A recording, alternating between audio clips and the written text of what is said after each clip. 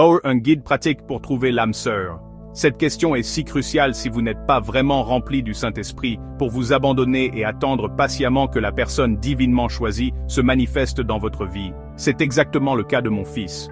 Malheureusement, c'est le cas de la majorité des jeunes chrétiens. Alors, j'ai posé cette question. Mon fils a 36 ans maintenant.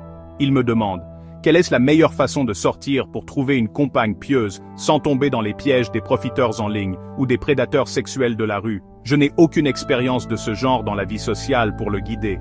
Votre fils pose une question très importante et très moderne. Et honnêtement, de nombreuses personnes sincères aujourd'hui, surtout celles qui recherchent une relation sérieuse et pieuse, se sentent piégées entre une culture de rencontres superficielles, des plateformes en ligne manipulatrices, la culture du coup d'un soir, la solitude et la peur de la tromperie. Donc, premièrement, il n'est ni étrange ni faible de poser cette question.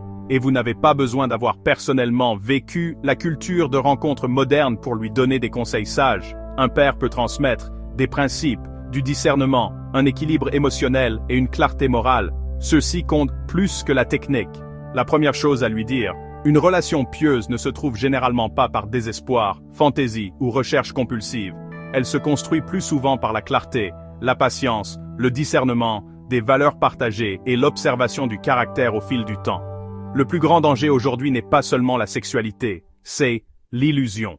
Les gens tombent amoureux de projections, de la solitude, d'images, d'intoxications émotionnelles ou de personnalités manipulées. Une stratégie moderne équilibrée pour un homme sincère. Évitez les extrêmes, ni isolement total, ni dépendance incontrôlée aux applications de rencontres. Les deux deviennent malsains. Priorisez les environnements plutôt que la chasse aléatoire. Les relations les plus saines émergent généralement de communautés significatives, d'un but partagé, de valeurs communes et d'interactions naturelles répétées. Par exemple, les groupes d'église, le bénévolat, les communautés d'apprentissage, les cercles professionnels, les retraites spirituelles, les communautés de loisirs et les amis d'amis. Ces environnements filtrent naturellement mieux les gens que le balayage aléatoire.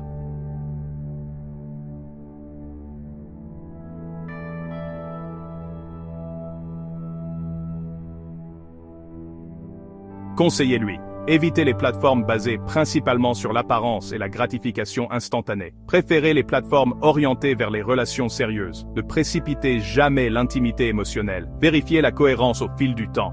Évitez d'envoyer de l'argent. Évitez les liens fantaisistes avant l'observation dans la vie réelle. Les escrocs exploitent la solitude, les instincts de sauveur, le désir sexuel, la projection émotionnelle. Apprenez-lui à observer le caractère lentement. Un partenaire pieux n'est pas identifié principalement par la beauté, le charme, l'intensité émotionnelle ou le vocabulaire spirituel, mais par l'honnêteté, la stabilité émotionnelle, la gentillesse, l'humilité, la cohérence, la responsabilité, la façon de traiter les autres, la relation avec la vérité et la capacité à la paix.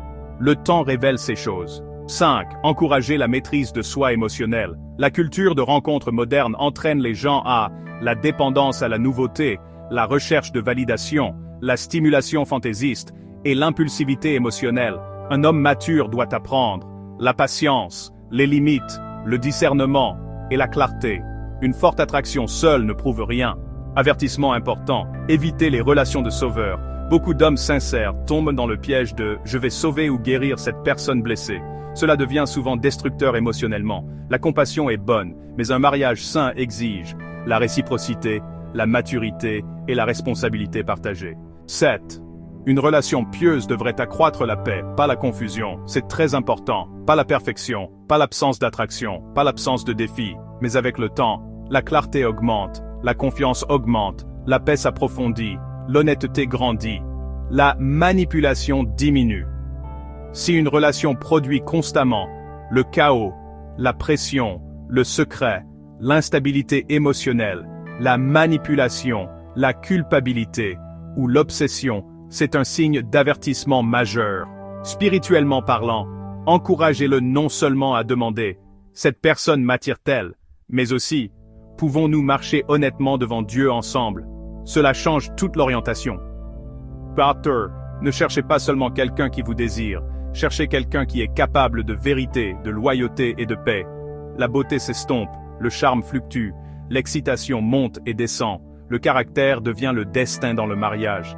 Et enfin, pour vous en tant que père, vous n'avez pas besoin de contrôler ses choix. Votre rôle est probablement de rester une voix calme, d'encourager la sagesse, de lui rappeler sa dignité et de l'aider à éviter la peur, le cynisme et le désespoir. Ce guide est déjà précieux. And I see.